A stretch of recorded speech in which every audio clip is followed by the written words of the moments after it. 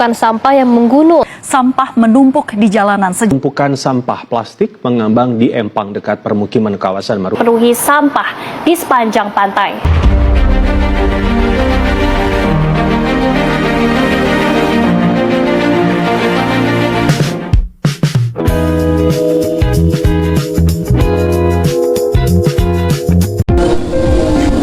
Halo semuanya, pada kesempatan kali ini kita akan membahas salah satu isu ekologi yang sering dianggap sepele oleh kita sebagai umat manusia. Tentu saja adalah sampah.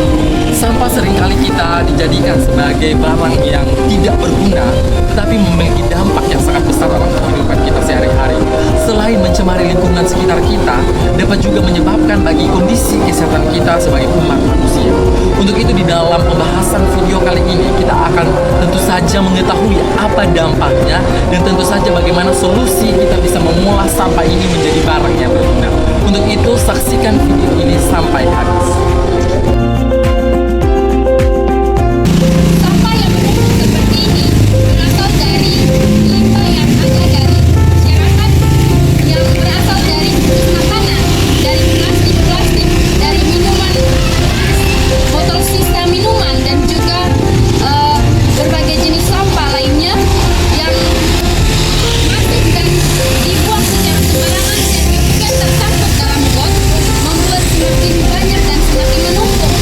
Hal ini akan membuat sampah ini akan menumpuk secara banyak dan kemudian akan menjadi kumuh dan menjadi tempat bersarangnya nyamuk dan lalat, dan sehingga dari perkembangbiakan nyamuk dan lalat itu menimbulkan penyakit-penyakit yang dapat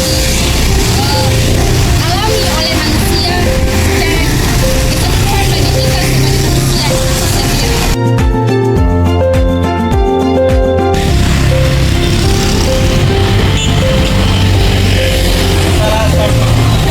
Masalah sampah yang kita jumpai dalam kemarin muncul karena tentunya banyak kesadaran manusia dalam setiap hari untuk menjaga kebersihan lingkungan. Kita sering melihat banyak orang membuang bungkus makanan sembarang, plastik dan botol.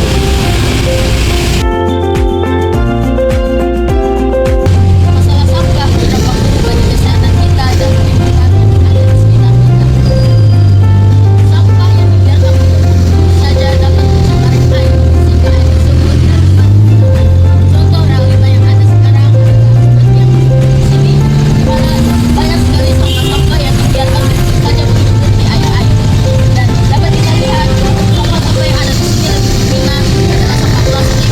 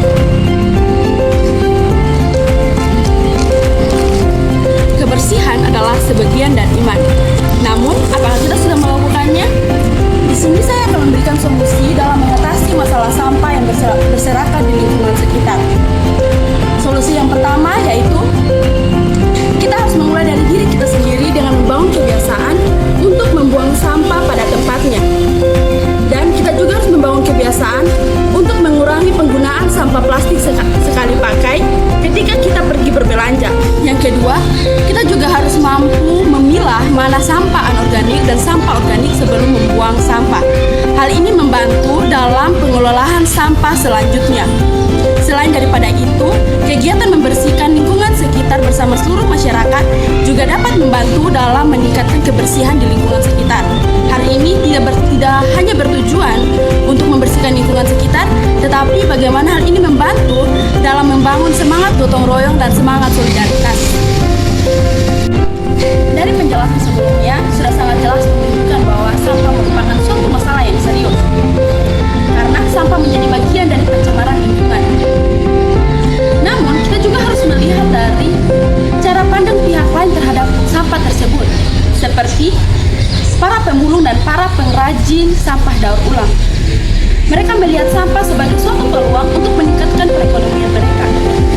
Nah, dari para pengrajin ini, dari kelompok kami termotivasi untuk menghasilkan suatu produk dari limbah sampah yang memiliki nilai guna, seperti tempat sampah ini.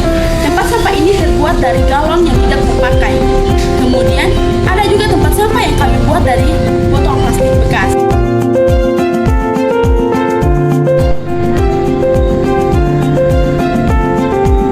Setelah kita melihat realita yang terjadi di lingkungan sekitar kita, kita dapat masih lihat bahwa masih ada penumpukan sampah di depan rumah, di selokan, dan sampah-sampah yang tersumbat. Ini terjadi karena apa? Karena kurangnya kesadaran diri kita dan kepekaan diri kita. Kita sebagai manusia yang diciptakan di dunia ini, tentu saja dengan tujuan untuk menjaga dan merawat bumi kita. Untuk itu marilah kita terus menemukan rasa kesadaran diri kita dan rasa kepekaan kita untuk terus menjaga dan melindungi lingkungan sekitar kita dan bumi kita agar tetap terawat sesuai dengan kehendak Tuhan. Seperti apa yang tertulis di dalam Kejadian pasalnya yang kedua ayatnya yang ke-15. Tuhan Allah mengambil manusia itu dan menempatkannya dalam Taman Eden untuk mengusahakan dan memelihara taman itu. Ini maksud dan tujuannya untuk manusia diciptakan di hari terakhir karena Allah telah merencanakan sesuatu yang sangat indah dan sangat luar biasa, bahwa manusia ditugaskan untuk menjaga dan memelihara taman itu. Sehingga kita sebagai manusia yang hadir pada tengah-tengah kondisi di era zaman sekarang, mari kita terus menjaga keterpanggilan kita untuk terus menjaga dan merawat alam sekitar kita. Karena kita percaya bahwa apa yang telah kita tanam, itulah yang akan kita tuai.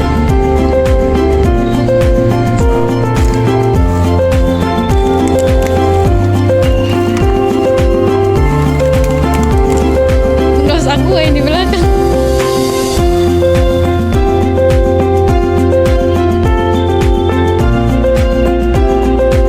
Senyum ya.